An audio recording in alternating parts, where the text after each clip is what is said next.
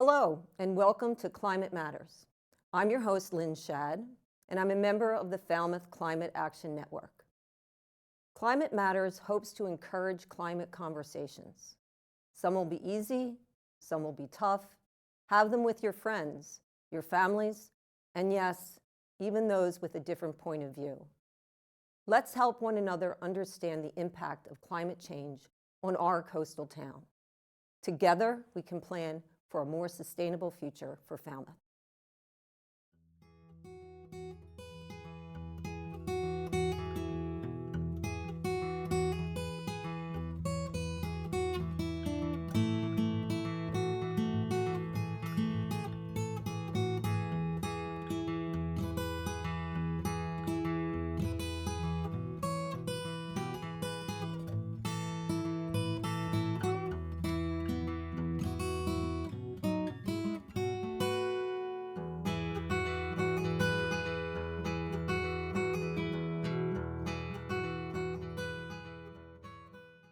Hello, and welcome to Climate Matters. I'm your host, Lyn Schad, and I'm here today with Paul Skudder. Paul is a Falmouth resident, and he is a very avid climate advocate. And so I'd like us to have a conversation together and tell us a little bit about yourself, Paul. Give us a little background.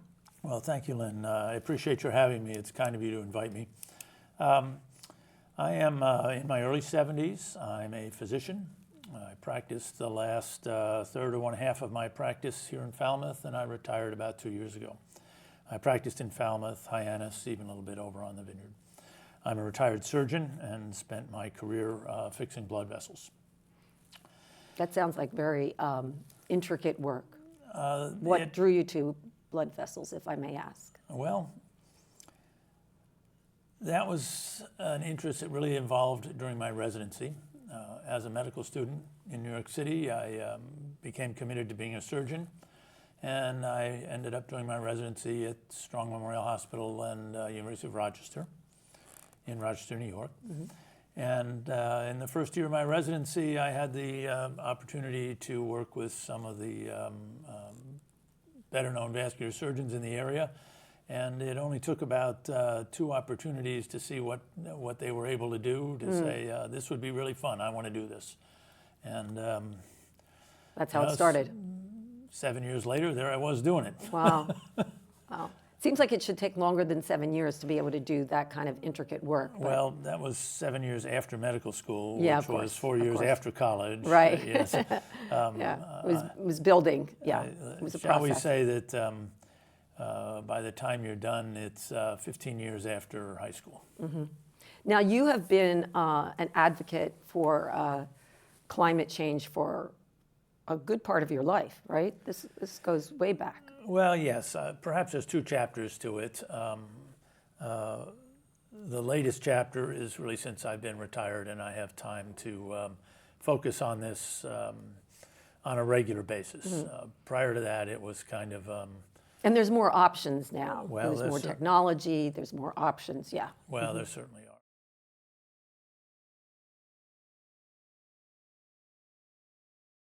I became interested in environment and then climate starting in my youth, which I don't know if I should say I'm proud of or hate to admit. It was in the 1960s. Proud of it. Okay, proud of it.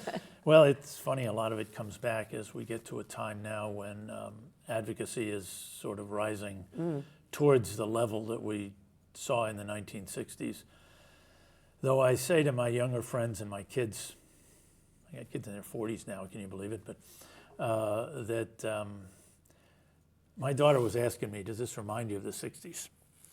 And I said, well, a little bit, but not yet. Yeah. And she answered, she asked me why. And I said, well, a little bit of perspective. 1969, every institution of higher education in the United States closed. They closed in the spring of '69 when Nixon bombed Cambodia. Oh, wow.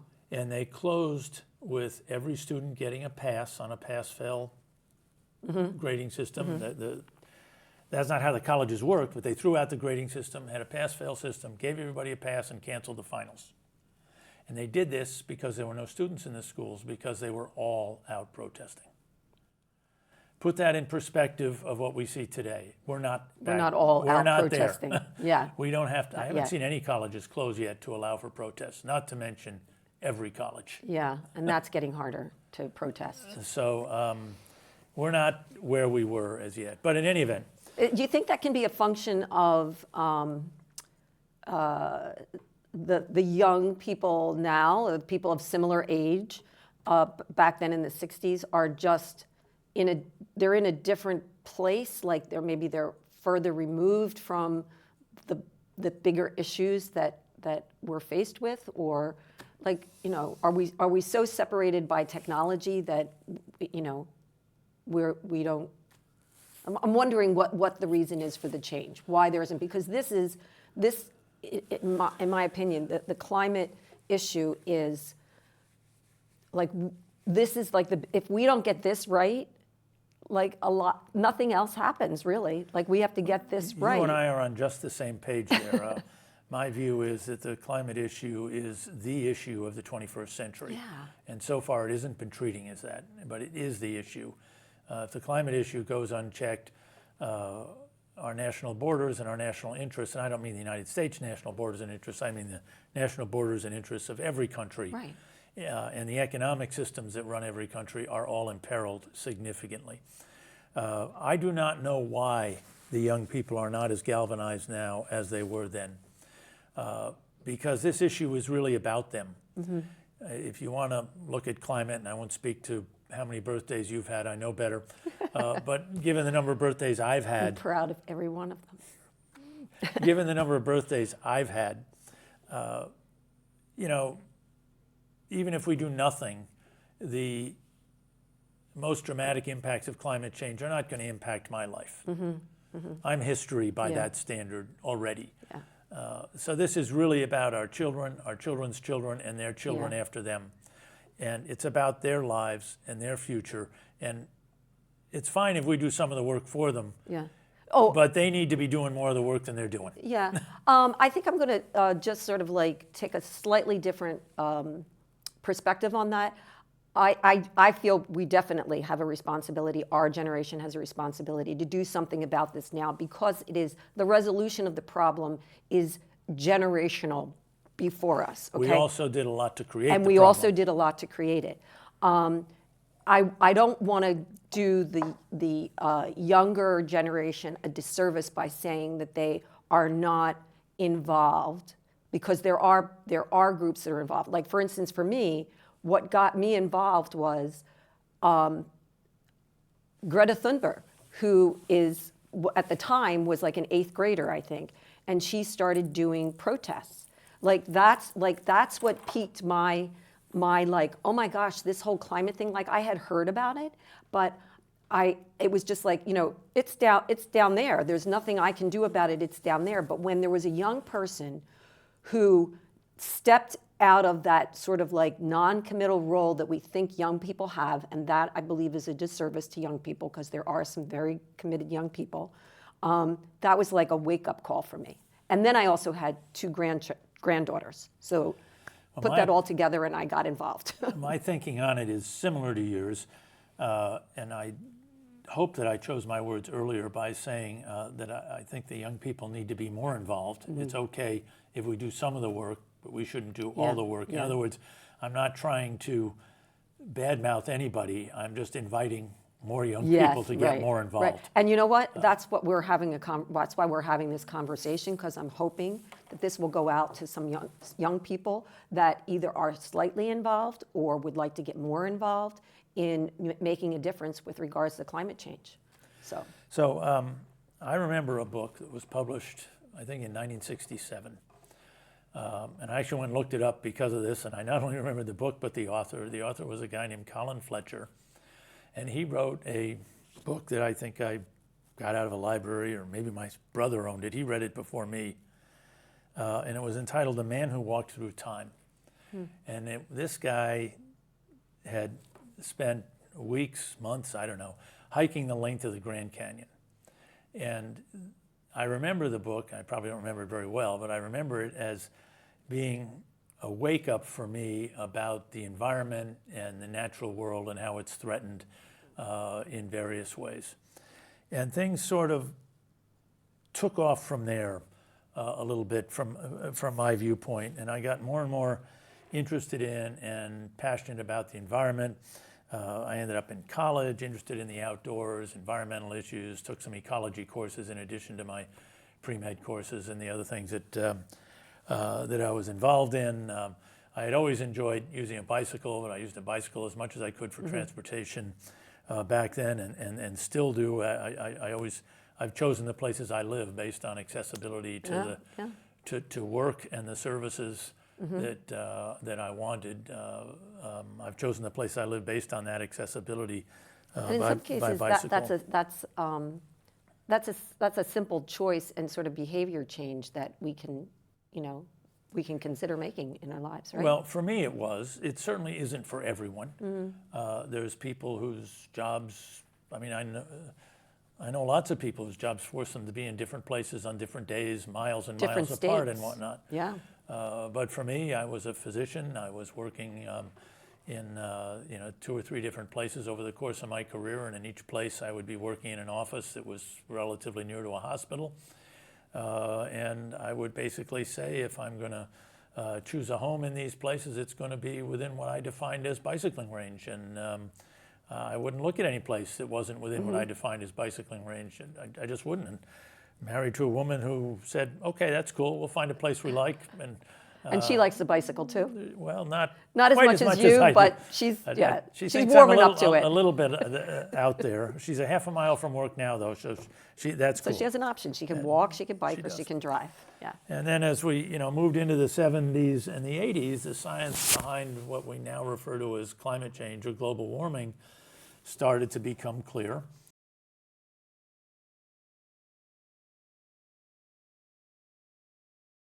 In fact, a lot of the first information was developed by the fossil fuel companies themselves. And they identified the fact that the atmospheric levels of carbon dioxide were beginning to increase quickly, far more quickly than any time on record in the past. And not only that, but the fossil fuel companies themselves went so far as to work out what the consequences of this were going to be. First, in terms of global temperatures, and then they were able to foresee The consequences melting down. polar ice, rising sea levels, global weather changes, including aggravated storms and whatnot. Boy, it all sounds familiar. Well, it's all largely coming true. coming to pass. And of course, the science has advanced quite a bit since that time. But by the 70s and 80s, the rudimentary science was there. By 1980, we knew that the carbon dioxide levels were starting to go up, and people were asking the questions saying, well, what is this going to mean? This is not natural. Yeah. It is not normal. I'd like to just say that it has that knowledge that the fossil fuel companies had back then. It's always been a conundrum for me to not be able to understand these are businesses that really operate for profit, and a good company should operate for profit over the long term. And why wouldn't those indices that they found with the carbon being spewed into our atmosphere and the changes that it was going to make to the permafrost and diversity and everything, like, why didn't they see that as, oh, we have to change our business model now and then be on top of it? Like energy, okay, so we all need some sort of fuel for energy because we need to keep warm, like especially in this part of the country. If it was another part of the country where it's warmer, you need to be able to stay cool, right?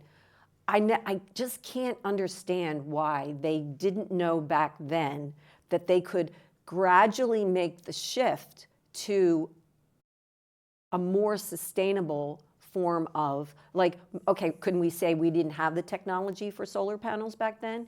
Did we not have the technology for offshore wind? But it could have, we probably didn't have it, that it could go out on a mass scale. But with the monies that those companies had, why couldn't they invest that in research and development? And we would be so much farther along, and we wouldn't be at odds with one another. We would be working collectively towards resolving a problem that affects every single one of us. Well, you ask a question of why as though I was in the room where it happened, to quote the Hamilton show. But I wasn't in the room where it happened. Yeah. My own viewpoint on it is that one of the criticisms of corporate America is that it works on a short time horizon, often the quarterly profit statement. But in this case, we are now getting to be 50 years since those things first became clear. And from the viewpoint of a 45 or 55-year-old business executive in 1975, I don't think they really were going to make many plans based on what was going to happen in 2025. Now, hopefully, things are a little more pressing. My second answer to it, to your question, which is, of course, a punt, but my second answer to it is, well, that was then, and I can't change what happened then. Hopefully, we still have time to change what happens now. And it goes back to one of those grandmotherly sayings about don't cry over spilt milk or whatnot. We can't undo the past. There's lessons we can learn from it, but we can't undo it. And the lesson to be learned now is like, let's get to work and correct it. That's how I look at this. There's no question.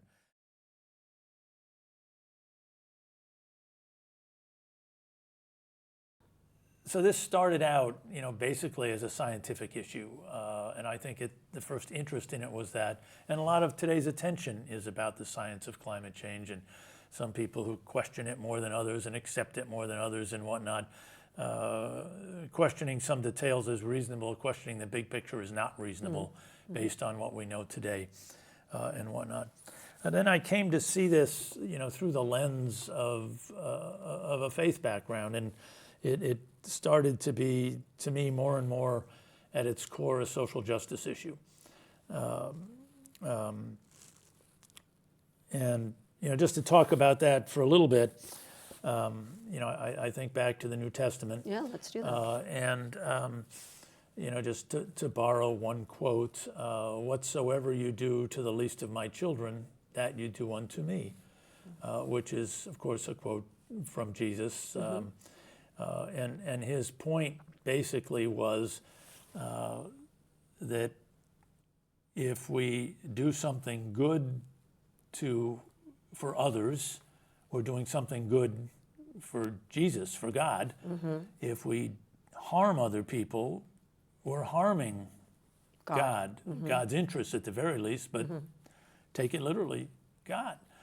And then another one, there's a parable entitled The Good Samaritan, where a stranger from a different country with a different faith background and whatnot helps out another person, a person who is a total stranger and, if you will, an alien to that person. And the thrust of that story, of course, is that everyone is our neighbor.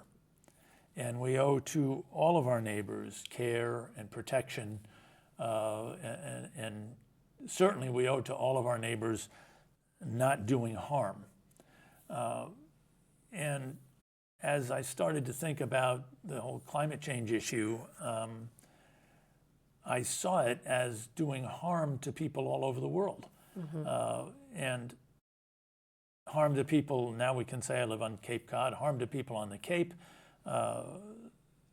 When I first started coming to the Cape X years ago, lobstering was a big business here. Do you know any lobstermen on the Cape anymore? No.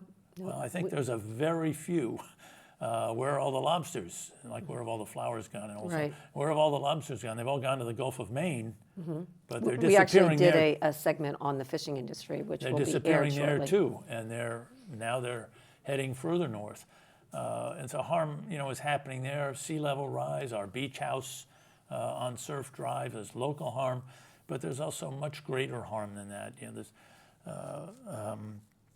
Let's look at Los Angeles in January. The fires, yeah, right. Now, these are, North I Carolina think, undoubtedly and the a climate-related issue. And when I say climate-related, I'm not saying that no wildfires will Ever, happen in right. the absence of No. climate change. But I don't think any reasonable person is left that can argue that the It didn't contribute. frequency, magnitude, and destructiveness of wildfires is increasing dramatically. In fact, we're starting to see them in eastern Massachusetts. Our time is coming here on the Cape. Right, right. I hate to say that, but our time is coming. Not to mention the Carolinas. The Florida Keys were cut off from the world in March by a wildfire. They haven't had wildfires there before. I have family that have had homes down there for a long time, and you know, this is not normal and whatnot. In any event, you've got countless people, and we'll say Los Angeles, we'll say the Carolinas where the floods are and whatnot, who are dead, cremated, their pets cremated, their homes incinerated. Relocated, maybe not. Their businesses and their homes. livelihoods gone. And what's going to happen to them? Now, some of them are wealthy. They can afford to rebuild. Of those that aren't wealthy, some are insured. Some are not insured. There's an Let's issue look at with the area of insurance, too, that's Appalachia changing. where the flooding was in North Carolina. Or, as you point out, let's look at the ones that want. So there's some people that just didn't want to be insured. They couldn't afford it. The part of the world they were in, it wasn't there. But we also have a changing insurance market. And insurance companies aren't real big on political opinions and whatnot. They are cold calculators of actuarial statistics. Well, hey. As they should be. As they should be. And what we're seeing is that throughout the United States, home insurance is becoming less available. Or very costly. And where it's not less available, the price is skyrocketing. On Cape Cod, like 8% of home, which sounds low, but that's one out of 12. That's a significant number. That's 1 out of 12 properties are no longer considered insurable by the insurance companies. Right. And that 1 out of 12 is going to be 1 out of 10 soon, and then it's going to be 1 out of 5. No longer considered insurable. So what's going to happen to these people in Los Angeles, the Carolinas, and et cetera else? Well, they've become refugees. They're climate refugees. They're refugees of climate change in our own land. So far, they're measured in the thousands, which on a population of 350 million is pretty insignificant, at least if that's how you look at things, and not at looking at the value of the individual. But it won't stay thousands. It's going to be a lot more than that. There's millions of them already around the world. A number of them are on the other side of the wall between us and Mexico as they try to flee places where they can no longer grow their food and get to this country. Of course, there's other reasons people are there too, but this is real. It's not unreal, and it's going to get worse. And this is why I say that, you know, it's a social justice issue. And I became conscious of these things in my youth, influenced by my mom, who in turn was influenced by a couple of radical priests named the Berrigans, who took all kinds of... Is that an order of priests? No, they were two brothers. Two brothers, okay. Who ended up, I believe, getting thrown in jail because they broke the law by their anti-Vietnam advocacy during the 60s. But among other things, they pointed out to us that actions that we consider passive can be harmful to other people. And they talked about agricultural products or other things that we use where the people that we depended on to grow those, usually in foreign places, lived lives that were little better than slaves. Out of sight, out of mind. Right.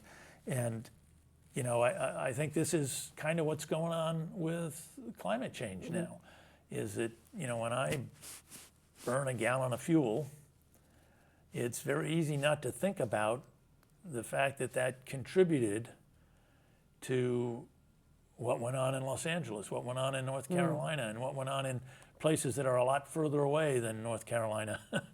And it also is easy not to think about Cancer Alley in Louisiana, where in this 150-mile stretch along the Mississippi River, or 100-mile stretch, whatever it is, 24% of the petrochemicals in the United States are refined, the cancer rates are like 10 times what they are anywhere else in the country.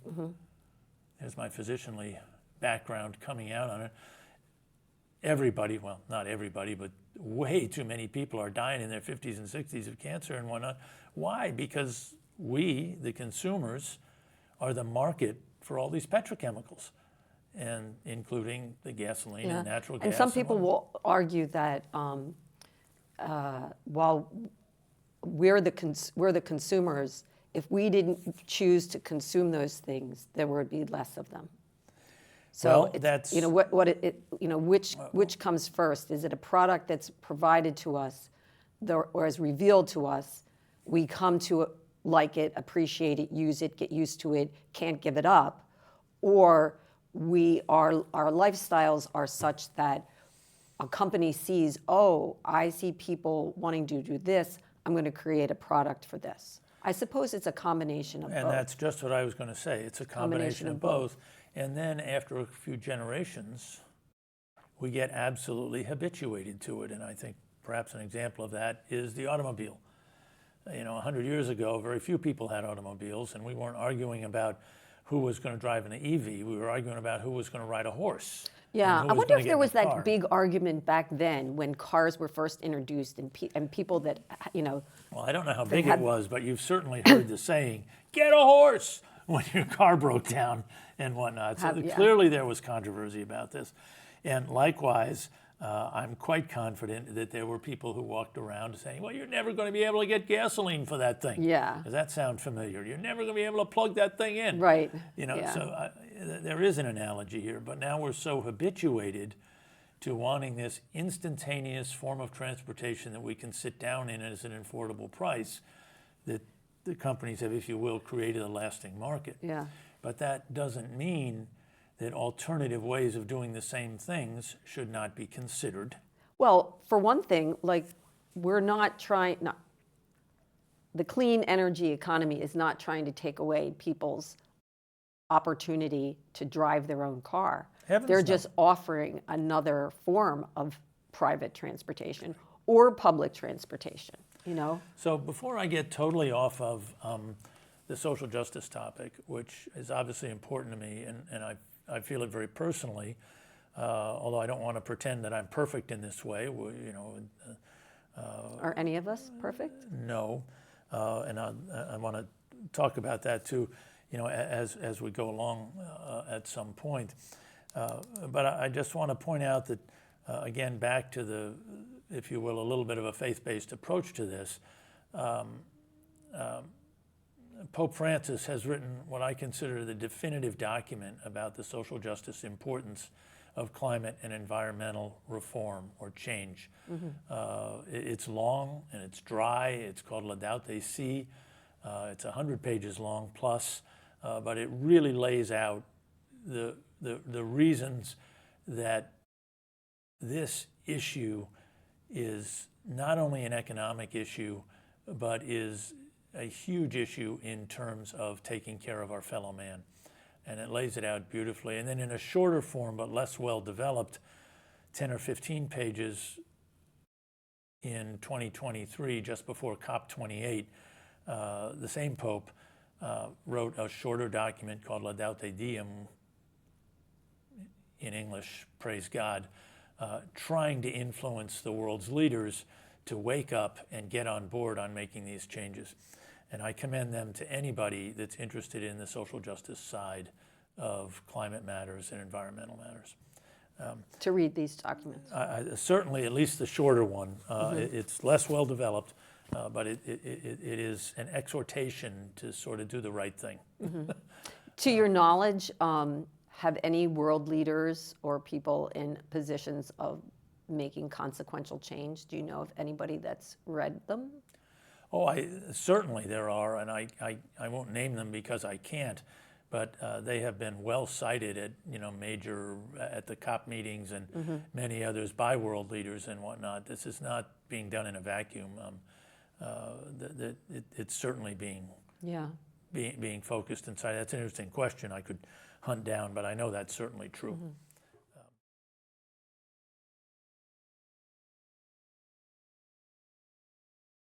I just wanted to make a comment too on why I think one of the other reasons that taking action on climate change has met with resistance, and it's this, we're talking about climate, we're talking about weather conditions, we're talking about things that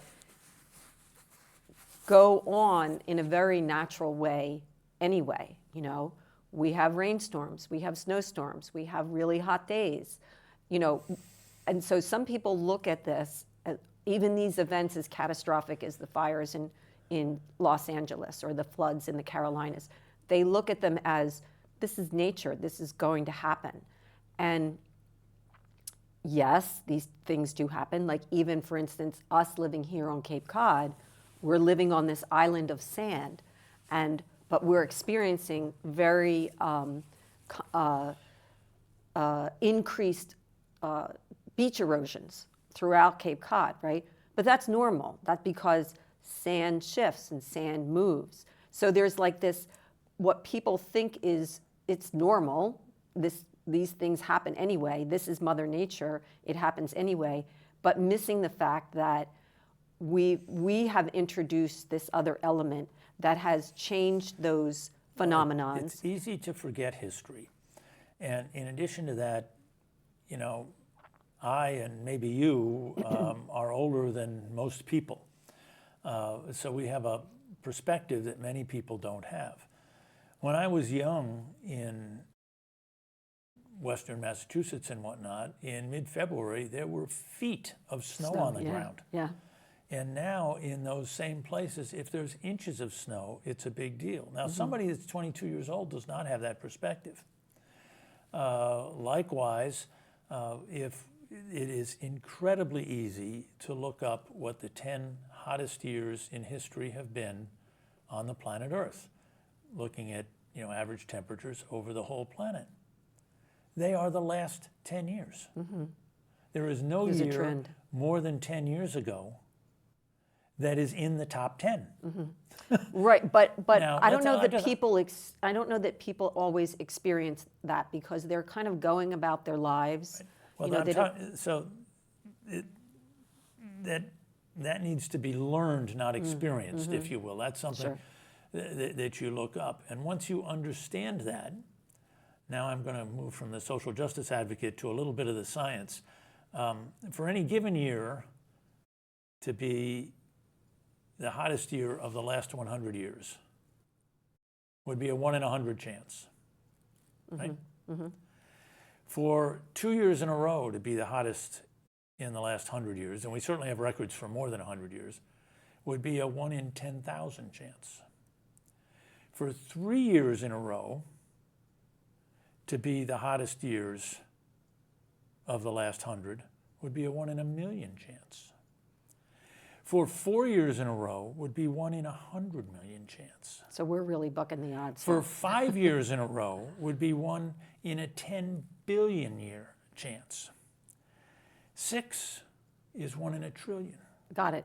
But we seem to be doing this. So we've done it for 10 in a row. I can't even do the math. You can't even do it at that point. to get it there. Right. So that you can. The other part of it is that it is happening fast from a geological time scale. Yeah, that's. But in the frame of a human lifetime, it is not happening all that fast. And that reminds you of an old parable, not a religious parable, but an old parable of the frog in the frying pan. And you turn up the heat, and he says it's a little hot, but a year later he's used to it. 10 minutes later he's used to it, and you turn it up a little more. Yeah. And he just says gets it's used hot, to and it. he gets used to it, and yada, yada. Right. And on it goes. And this is what's happening. And the same thing is happening in terms of, well, we have more storms now than we did 10 years ago, but 10 years ago is a while away. I don't really remember how many storms we had 10 years ago. Or, we had the snowstorm of like 1978 when we had 8 feet or whatever of snow. There's always an occasion back then that you could refer to as a dramatic weather event, but now they're happening more frequently. That you don't remember. If you live in Florida and you're 20 years old, you don't remember that it used to be years and years between hurricanes, and now we're getting 3 each year. Yeah. And so it's slow in the course of one human lifetime, but it isn't slow in terms of the Earth's history. It's happening in a heartbeat, in a heartbeat, in terms of the Earth's history. And so I think these are some of the reasons why things aren't galvanized about it. And it's happening fast enough. Because in a way, I was talking about our neighbors. We're being acclimated to it in the process of needing to exactly. stay in front of it and mitigate the problems. We're getting acclimated to these changes. We're building homes that are earthquake-proof, and we're building homes that are fire-proof, and making those kinds. And I'm not saying that it's not something that needs to be done, obviously, because these things will happen.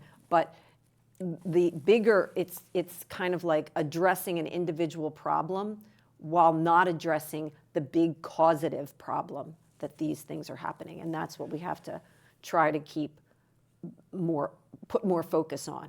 Not just focus to be able to say, yes, this is happening, but this is happening, but we need to fix it. And I think what's encouraging is we do really have the answers. We have the answers. Well, we're getting them. They're evolving. They're developing. And we certainly have more answers and better answers now than we did 10 or 15 years ago. Right. And I think in another 10 or 15 years, we'll have We're better gonna have answers even more. still. Yeah.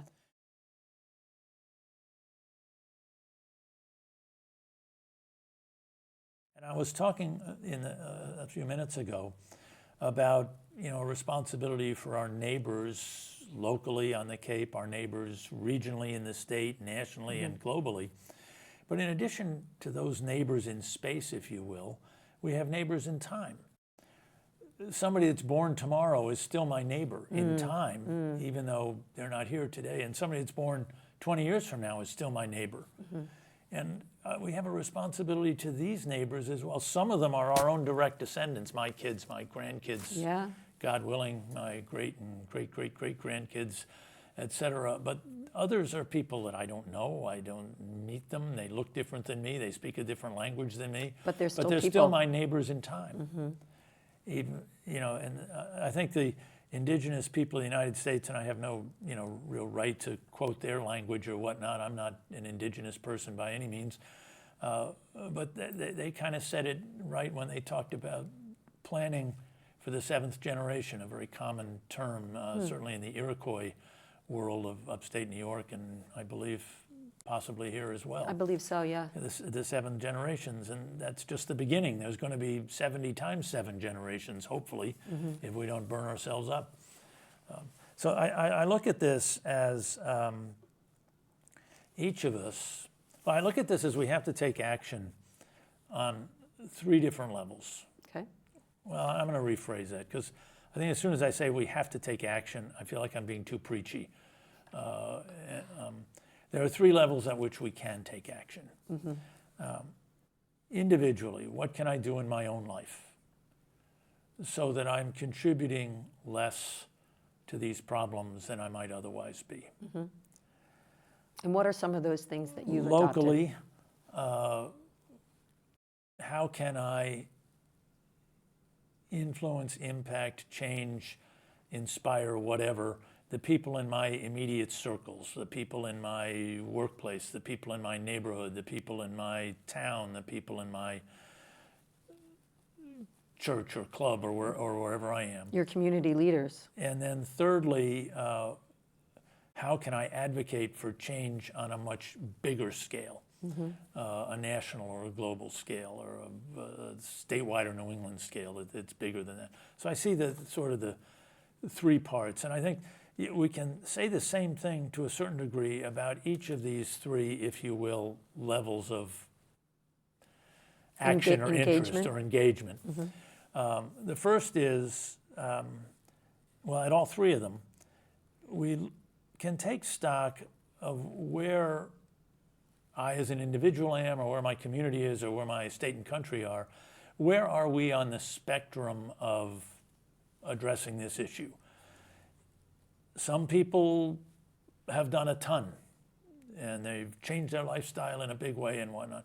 Other people are just getting started or haven't thought about it very much, and their lifestyle is still, if you will, totally fossil fuel oriented, et cetera, or maybe other policies in the community or the state or the nation haven't begun to change on it. But take stock of wherever we are, and then take a step.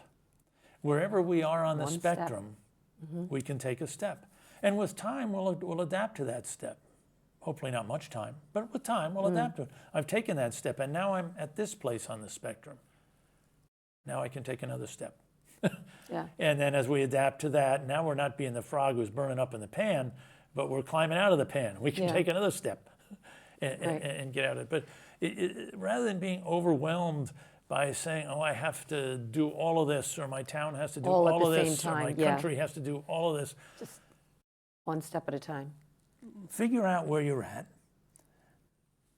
and do the first thing that seems plausible to you. And a lot of the things that I've tried to do in the long run are selfishly beneficial. In other words, they save me money. People in America like to talk about money. What does it cost to do this? What's the cost benefit of it? And a lot of the things actually do save me money. Now, some of them save it over the long term, but they cost me up front. Others save me money because our state and our country have exercised, at times at least, a good deal of foresight by and help allowing incentives to do these kind of things. Others haven't necessarily saved me a lot of money, at least not up front. In those cases, I maybe try not save you a lot of money, but the benefits, not just to yourself. So this is how I look at it. Yeah. I say that if that costs me an extra $1,000, and not everybody can say that, and I understand that, but if that cost me an extra $1,000, that $1,000 was spent on taking care of my children, my grandchildren's future. Now, there's a lot of other things that I might do for $1,000 for my children and my grandchildren. Yeah. But that's okay, taking care of their future. And by the way, your grandchildren's and somebody else's grandchildren's future too. Taking care of people's future is a worthwhile expenditure of some, but not all, of my personal resources. That's okay. I'm allowed to do that. And the other thing is, the way to look at it is that there are long-term financial gains. Now, I mentioned earlier on that I'm relatively recently retired. Things change when you retire. I might have actually been a TV commercial, but one line that sticks in my head about retirement is you go from saving money, all your life you work and you save a little money, to spending money. Now every day you get up and you're not making any money anymore. Yeah, you're just you're just spending. You go from saving to spending. So when I do something, when a person does something like, say, buy some solar panels and puts them on their roof, seems like a chunk of dough. Is a chunk of dough. You get a chunk of it back in terms of rebates and incentives. But what else do you do? You're paying that utility bill for the entire time of your retirement. Right. And you're paying it up front. You got the money now. The cost of electricity isn't going to go down, I don't think. Probably going to go up. But I'm paying for it all now, whatever the hell the price of it is in the future. But you're also contributing to a cleaner environment. Okay, but what I'm trying to point out, I already mentioned that. Which has value. And that has value. But what I'm trying to say is that in addition to that global value, and I'm buying my kids and my grandchildren's future, the other thing I'm doing is prepaying an expense that I would have over the next 15 or 20 years of my life. I've now wiped out a chunk of my utility bills. And so that these things, it's a different way I'm looking of at it looking in three at things. ways. I'm looking at it in three ways. Some of these things actually make me money or save me money. Some of them I'm buying future, and other things I'm prepaying expenses that I would have to spend anyway. So I don't necessarily look at it all as a negative, and I try to get people to look at things that way so they don't say, oh, they want me to spend money on this stuff. Want to spend money, or they want me to give something up. I don't believe in this stuff. I don't want to spend money on that. And yet I haven't found it that way. Like I say, many of these things that I've tried to do have actually proven to be very cost effective, especially. Can you give an example or two? Well, I was an early adopter of rooftop solar. And I did that 12 years ago, and in the interval, I haven't paid an electric bill. And on top of that, I got 30% of the cost of the solar panels back. And on top of that, and that was from the feds, and on top of that, at least when I first put them up, Massachusetts had some very generous incentives that trying to get people interested. Now that more people are interested, the incentives are less beneficial, but they paid for themselves in almost no time. Within 5 years, they had paid for themselves. And I generated enough profit, if you will, in terms of the incentives and not paying for electricity. Oh, yeah.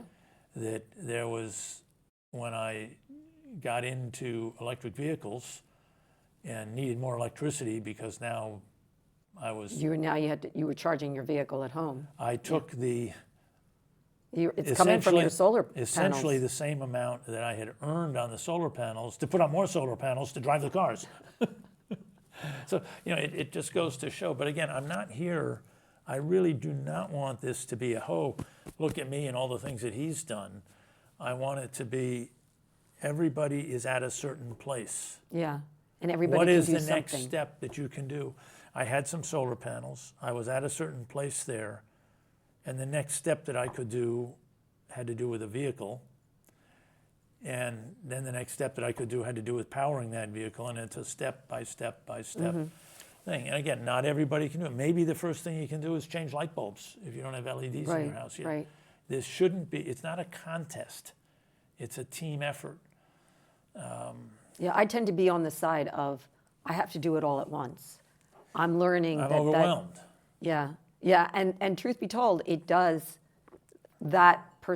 taking that perspective does kind of like put you in a place where you just then stand still and do nothing, you know?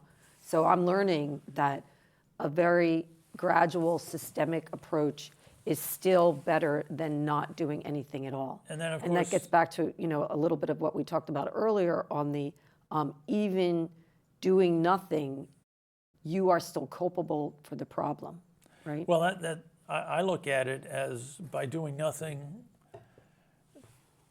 You know, I don't like the word culpable because I'm not trying to talk about guilt here. I'm really trying to avoid that. That wasn't fair on my part. But there is something to be said for that, because if you have two people and one of them is completely unaware that their lifestyle is harmful to others and they continue to live it, well, they're contributing to that.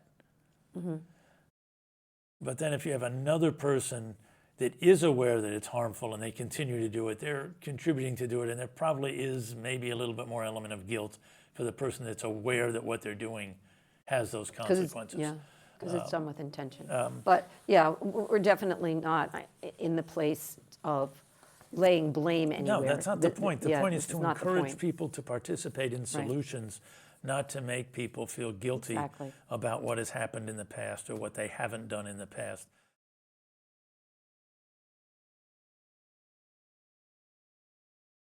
There's really three ways that any of our lifestyles are contributing to the climate change part of the environmental picture. One is transportation. And, you know, there's various approaches to that. One of them, as we've said, is dealing with our vehicles. It's expensive, it's costly up front, less than it was. And, you know, the average price of a vehicle in the United States in 2025 is $50,000, and you can buy an electric car for $12,000 or $15,000 less than that, an American electric car, Chevy Equinox, and you will get a substantial rebate on that, so it'll be less still. So you can certainly spend less than the average vehicle and make that move. That is still out of reach for a lot of people, and certainly there's no blame if it's really out of reach for you. But if it's in reach, you should consider it. And likewise, the hybrid vehicles have significant benefit, even though they're not fully electric. They have significant benefit, and they can also be had without reaching the average cost of a vehicle in the United States. So, but there's other things we can do in transportation. We can avoid driving whatever kind of vehicle we're in. And that doesn't mean that you buy a pair of hiking boots and never drive. It means that you make some conscious decisions. Choices. The simplest one, of course, is combining trips and not going out to the grocery store 3 times a just week, one but thing, going out yeah. twice. It also means using something other than your vehicle. It is actually okay to take the bus to Boston once in a while. You don't have to do it all the time, but it's actually okay to do it. Yeah. And it saves you a hassle and a lot of parking costs anyway. Right. It is okay, near and dear to my heart, to pedal my butt somewhere. I started riding my bike to work in 3rd grade and haven't found a better way yet, is what I like to say. Wow, good for you. And it is okay to say some of those leisure trips I take in a jet plane I don't need to take. I can have fun and enjoy my life in a restaurant near here or Yeah, a resort in New England right. if I need to go away overnight. And We do live in a resort destination, there is actually. nothing worse in terms of carbon dioxide emissions and whatnot than a large jetliner climbing to 35,000 feet. Right. And a transcontinental flight, each seat in a transcontinental flight generates the rough equivalent of driving a fossil-fueled car for a year. Wow. Each seat. That doesn't mean we should never fly, let's be real, but it means maybe we don't need to do it quite as much and we can have fun near home, and that doesn't make us poor and it doesn't ruin our lifestyle. These are decisions we can make. What do you think of carbon offsets when it comes to Well, let like me get flying there. or I just other wanted to things? touch on a couple other things. Sure. After transportation is housing and buildings, and we're coming up with ways to heat our homes that don't involve burning fossil fuel. And frankly, in New England, where natural gas is the big burner, we need to realize that there are other risks besides climate change to these flammable fossil fuels. I've forgotten just how many houses burned down in Leominster 6 years ago when the gas mains exploded. Right. And this week there were 2 gas main explosions, one in Illinois and one in Michigan, that destroyed people's homes and killed people. And there are 2,000 of these a year in the United States, which people tend to overlook. This is big stuff. You know, if there were 2,000 other explosions, say by a terrorist organization, we would make a big deal about it.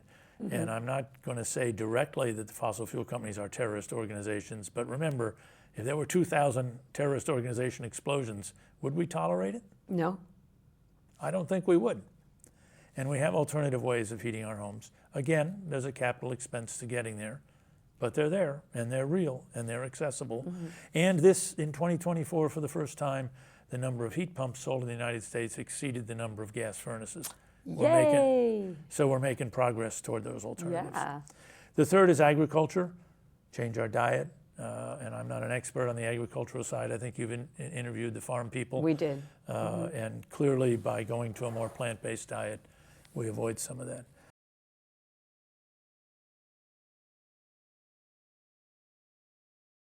Now, you asked me about carbon offsets. I don't know. Is it a way of just relieving one's sense Shifting of, responsibility is how I look at it. or relieving one's sense of guilt? Shifting responsibility. Okay, it's the same. You're making somebody else responsible for what you do, and they're paying money for it, and somehow But we what are you're putting saying, more trees. We are planting more trees. and so We that are sort of brings up contributing to research and development for carbon the sequestration, sequestration. which I find a topic of a little bit of controversy. To my understanding, most major climate advocacy groups do not believe that carbon sequestration has a meaningful role in overall management. The point they make is that it takes so much energy to sequester the carbon that the carbon sequestration machine barely sequesters the carbon that it At generates. best, it's probably a wash. Well, it Maybe. does a little better than a wash, but overall, and of course the carbon sequestration is promoted primarily by the fossil fuel companies, Yeah. where would the energy come from to run the carbon sequestration machines? From the fossil fuels. So, Right. there's a certain cynicism about this. Well, I mean, that Having might said be at because right now at the level that the technology is has now, not- they can't do it Correct. in a And green way. I was about the words that you took out of my mouth were that I'm the one who said 10 minutes ago that 15 years from now we may have technologies we don't have now. So certainly one should not argue against research and development of that technology. Yeah. No quarrel with it. Likewise, Because there are some experts that say that we can't do this without having that tech. We can't draw down enough carbon without having some of that technology is in the equation. well, I don't want to get too deep into the weeds of that because And they of must my have life. figured out the fact that to sequester carbon, at least with current technology, they're still using fossil fuels. I do don't it. want to get too deep into the weeds of that because I don't have Yeah. enough expertise to Same get here. into the weeds of that. Another thing I'll point out, I was talking to somebody yesterday that, for some reason I can't remember who it is, somebody in the Navy, and somehow the topic of submarines came up. And, and the Nautilus, the first nuclear submarine, was launched in 1955 or 56, or maybe it was 57. And there are now countless nuclear submarines operated by the United States and I don't know how many other countries around the world, and the aircraft carriers. From an energy viewpoint, large-scale nuclear plants have had a tough time and gotten a really bad name, and we know that story in Plymouth here and whatnot. And yet, these ships, these individual ships, have a small nuclear plant in them that runs that ship. And tell me if you know of any of them that have had a nuclear accident. I can't think There of have anything. been some submarines that sunk, but this is very safe technology that's been in use and gotten better and better since the 1950s, which is now 70 years ago. I actually think it's the answer to the energy issue with AI plants. And They should each if have their own if little it solves the nuclear- energy in one place, it can solve it in another. So what Well, I'm trying to yeah. say is that you read a lot about people want to develop small nuclear energy facilities that are safe, and the navies of the world have them, and they're working right now. And we need to talk to the world's navies. Yeah, that's a good point. They're out there right now, and I guess what I mean. the biggest Well, I think one of the biggest objections to nuclear power is what do you do with the waste? We're experiencing it here with the the issue water, with yeah. the water and Holtec, Holtec being, can they dump radioactive waste into And the I get air it. or Right. into the Cape Cod Bay? And I think that's I don't- germane to the discussion, but I don't want it to become too big a tangent. I think that at some point, and now I know this will be a little bit of a controversial statement, but at some point, we have to acknowledge that the climate crisis is global. And the storage, at least of solid nuclear waste, is a very local problem. In other words, we may have to sacrifice a place to store solid nuclear waste, a local problem, to solve a global problem. There is no comparing the two.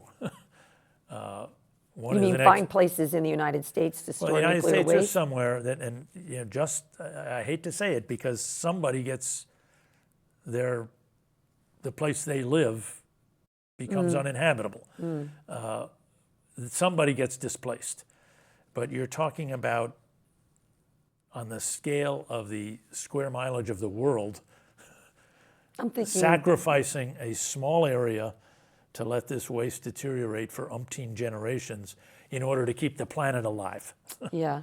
And- Yeah. And I guess let's just make it clear too. It's not what we're talking about here right now is not an advocacy to go nuclear 100%. And it's tangential to my total discussion. All I'm saying is that as we look at a multifaceted solution to the climate problem, That's multifaceted. someplace the navies of the world may have an answer for part of it. Yeah, yeah. And, it's there. Right. And New England has a role in that, because certainly Groton, Connecticut is the heartbeat of the nuclear navy. It's right in our an backyard. hour's drive from here, or a couple hours in a powerboat.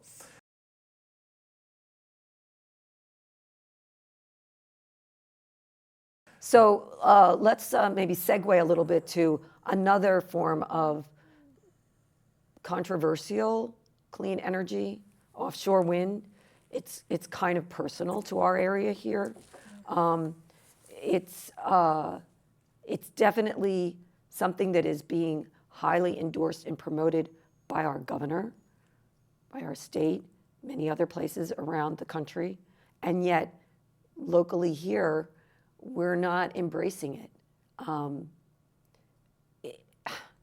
Well, at least some of us are not embracing it. We have this prime area, and again, there's a number of arguments out there that say, don't disrupt that prime area out there.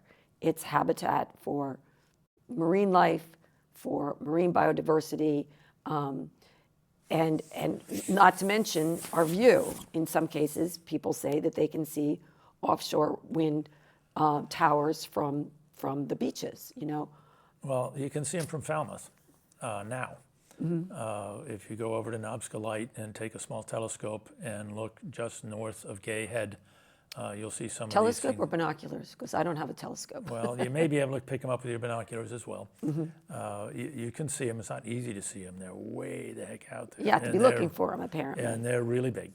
Yeah. My own perspective on it, again, is going to go back to some of the social justice issues. We cannot look at wind farm or nothing. We have to look at wind farm versus alternative. And right now, we in New England generate about 60% of the electricity that's lighting this room and running these cameras and running whoever media station, TV, computer is showing them this interview.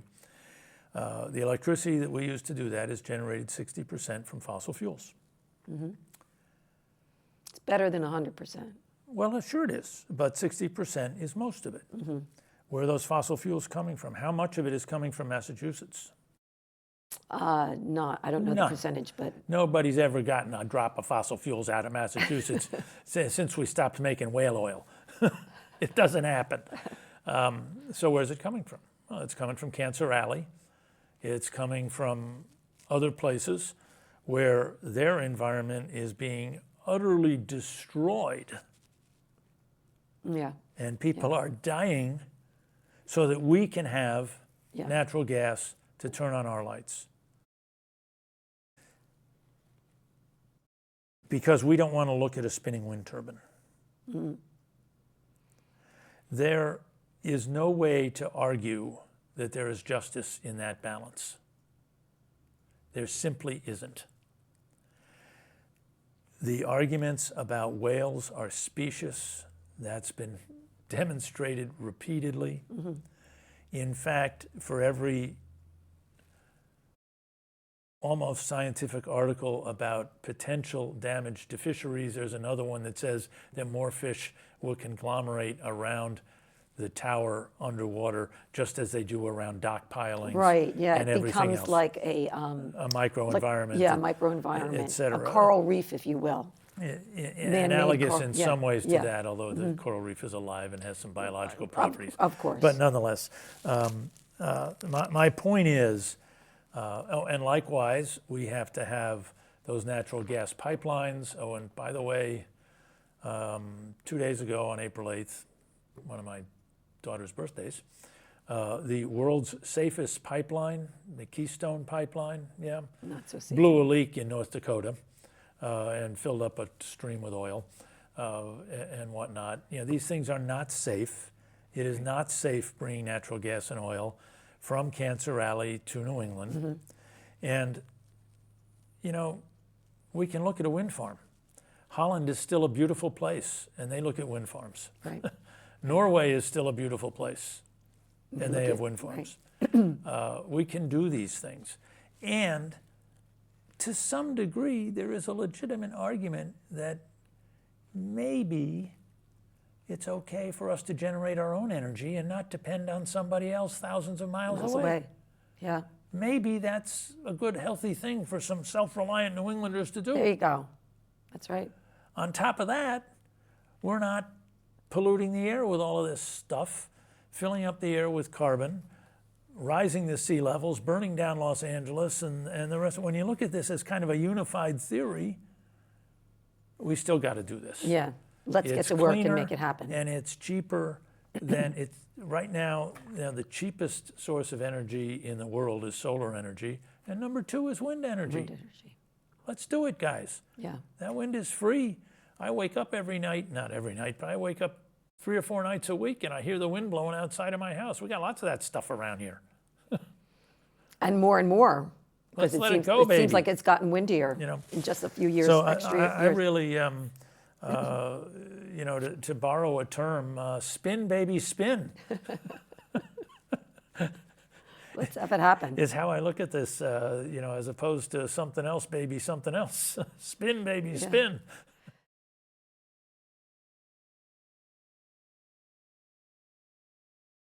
So we clearly have solutions for this very big problem. There's consequences as a result of this problem going on, this problem being climate change. And there's consequences to our solutions. We can't deny that. But we have to weigh the difference between these consequences. Mm-hmm. And that's kind of what I was talking about, whether it's about the nuclear waste or the gas pipelines versus wind things or whatever. Not all, the fact that something has a consequence doesn't mean that it has more consequences than its alternative. Right. And I'm also thinking of the other consequence, which is, as our beaches erode, as we have more wildfires, as we have more intense storms, and there's more infrastructure damage. There's a cost to all of this. There's one thing to try to correct the causative problem. There's another, we're in that place where we have to fix the things that get damaged from climate change. We have to somehow nourish our beaches. We have to somehow prepare our lands so that they're more drought resistant, because that's happening. All of this is going to cost money, a lot of money, and so a lot of money. add that the fact that it's going to cost a lot of money onto all of these other very needful issues like affordable housing in this area, the drug problems. There's a lot of groups that need help, need money to address their particular issues. Massachusetts is considering, and correct me if I'm wrong about this, of adopting something called a Massachusetts Superfund to try to address. We need to start saving money, if you will. We need to start creating a bank account that when we have to fix the infrastructure for downtown Falmouth, because that's at risk in the next 50 years, where's the money going to come from? Do we want a 2.5 override, or we want more taxes? Do we want to be trying to catch up all the time to fix these things, or do we want to have the funds, saved so that we can address them in a more timely manner? So, can you explain to us a little bit what you know about the Massachusetts Superfund, what it's trying to do, and does it seem like a viable plan? Well, to my understanding, the term Superfund comes from some environmental laws that were developed in many states, and maybe nationally, but I'm not entirely certain about that, during the 1980s and 1990s. And these Superfund bills essentially legislated that a corporate polluter was responsible for the cost of cleanup related to the pollution that that corporation generated. Among these projects, one that I'm a little bit familiar with had to do with General Electric's plastics division in Western Mass in the Berkshires, which resulted in a tremendous amount of toxic materials, forever chemicals, being deposited in the Housatonic River in the Berkshires. And the cleanup of this cost umpteen millions of dollars, and GE was, through what was known as the Superfund bill, the GE had to pay into the Superfund that paid for the cleanup. In other words, GE made the mess, GE had to clean it up. Mm-hmm. Now, Can I ask the question though? I can't imagine that they did this voluntarily. No, So it was a state law that forced them to pay into the Okay. Superfund on the basis of the fact that they were the source of the pollution. And there were many others of these. I guess, in fact, if my vague memory is correct and dredging back into those earlier times, I think a lot of this came out of the Love Canal tragedy out near Buffalo, New York, which had to be in the 60s or 70s when this particular canal became so polluted that it was uninhabitable and people had to move away and whatnot, and it cost umpteen dollars to fix it. And based on that experience where the public had to bear that cost, many states enacted these Superfund laws. At least I think that's sort of the I would genealogy think of these. Companies would really lobby against creating these types of laws. Of course they did. Of course they did. Yeah. Good for them they got them passed. Well, that's right. So in 2024, last year, 2 states passed climate Superfund laws in which it is mandated that a company that operates within the borders of the state that is responsible for substantial amounts of climate changing emissions is mandated to pay into a climate Superfund. And these 2 states were Vermont and New York. And so they now have a law in the books that says that companies that are responsible for this kind of pollution, the targets being ExxonMobil, Chevron, Shell, BP, the other big oil companies, if they want to operate and sell their products in Vermont and New York, they've got to write big checks to the states each year or each quarter or whatever it is. So it's became part of sort of like their operating funds? I guess I don't know how the accountants at those oil companies charge it, but essentially it's the cost of doing business in the state. Massachusetts has introduced a similar bill asking that our state also mandate this. And apparently there's about a dozen other states that also have bills winding their way through their state legislatures, of which... How long has it been in the legislature in Massachusetts, do you know? I believe it was introduced in 23 or 24. The Massachusetts state legislature starts a new session in every even-numbered year, so it had to be reintroduced this January, but it has been reintroduced. I think that California is likely to move it along very quickly given the incredible cost after the fires they had in Los Angeles, but also in Paradise and the other towns that were burned down. And I don't think any money will be collected promptly because, as you can imagine, there's going to be a decade of litigation by the oil companies to try to prevent this from actually happening, even though it's on the books as laws in these states. And likewise, the oil companies have had their sympathetic congressmen in Washington introduce legislation to immunize them from any Superfund bills at the state level. So it's not exactly clear how this will work out. Nonetheless, it seems to me, and this is just me talking at this point, that this provides a pathway at the state level, given that the federal government seems disinclined right now to participate in any climate action, to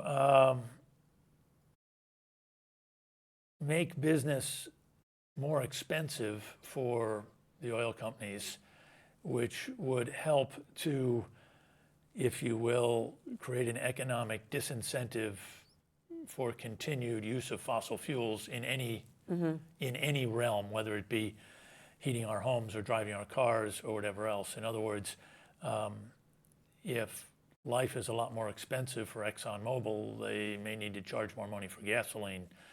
Well, that has a negative effect on, Well, it does, but average people. It can, but if it drives the industries toward renewables, whether it be transportation industries, home heating industries, et cetera, then it's doing what we need to do. Mm-hmm. It's not going to happen based on a small percentage of states doing it, because it won't drive up costs as much as if every state does it. But of course, every state and isn't it sounds like it's a somewhat typical argument that we hear when we try to implement changes just in town. I'm thinking of the single-use water bottle ban, and that was argued against because the neighboring towns aren't going to do the same thing. We have come to find out that if we can lead in these things, if Falmouth can lead in these things, the changes are going to happen in other areas. So that's sort of like a false argument at this point in time. I also think that while your argument is correct, many people have argued about having carbon taxes on a national level or something of that nature, which is going to do exactly the same thing. Mm-hmm. It's going to raise the cost. It's a disincentive to use fossil fuels and whatnot. Mm-hmm. So this is something that's wending its way through the Massachusetts legislature, and those arguments that you pose are on both sides of it. Yeah. And we'll see where it goes. Yeah. And I'm wondering whether we might need to have to go down one more level to towns considering starting to have funds developed within the town to be able to help mitigate some of these problems. But that's for another conversation. Well, a town like Falmouth has got all kind of problems that are going to cost a lot of money. Climate is certainly one of them. Housing has clearly been one. And I think the 800-pound gorilla in our room, which is tangential to this conversation, really is the nitrification of our coastal waters. And I don't think we can afford to solve this with sewers. And as everybody in town knows, there's a lot of other things being proposed. And are any of them going to work and be economically feasible? Well, time will tell. Right. Time does have a way of giving us the answers we seek, right? And we have a 20-year time zone from when the mandate was given, and I think we've already used up 3 or 4 years of them, and we have gotten exactly nowhere. Well, I wouldn't say that, but that's a conversation for another time. I haven't seen a shovel hit the ground.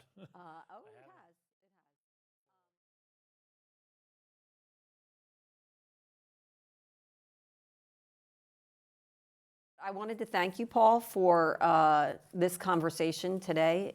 I found it very informative. I hope those of you who are listening today found it as well. And I've really enjoyed this conversation with you. Thank you so much Well, it's a pleasure, and thank you for inviting me. Yeah, happy to have you. Happy to have you. You bet.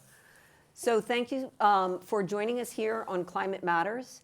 If you would like to have more information, you can contact us at falmouthcan@gmail.com.